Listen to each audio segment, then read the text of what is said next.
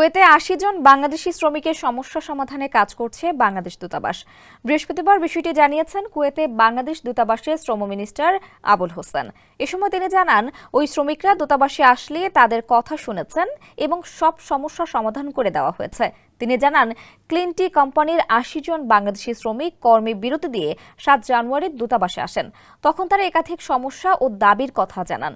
সেগুলো হলো, তারা নির্ধারিত ৮ ঘন্টার পর অতিরিক্ত সময় কাজ করতে চান না, কাজের মেয়াদ বাড়িয়ে ১ বছর থেকে ২ বছর করতে হবে, আকামা জটিলতা দূর করতে হবে, সিভিল আইডি পাইয়ে দিতে হবে এবং বেতন প্রতি মাসের ১০ তারিখের আগেই পরিশোধ করতে হবে।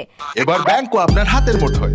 Balance transfer, mobile recharge, bill pay থেকে শুরু করে যা চান সব হবে এক মুহূর্তে। NRBC planet. পাশাপাশি ১ বছর পূর্ণ হওয়ার আগে যেন তাদেরকে বাংলাদেশে পাঠিয়ে দেওয়ার ব্যবস্থা করে দেওয়া হয়, যাতে তারা রিক্রুটিং এজেন্সির কাছ থেকে ভিসার মূল্য ফেরত নিতে পারেন। কিন্তু এই পরিস্থিতিতে কোম্পানি যে কোনো সময় বাংলাদেশে পাঠিয়ে দেওয়ার আশঙ্কা করছেন ৮০ জন কুয়েত প্রবাসী বাংলাদেশিরা।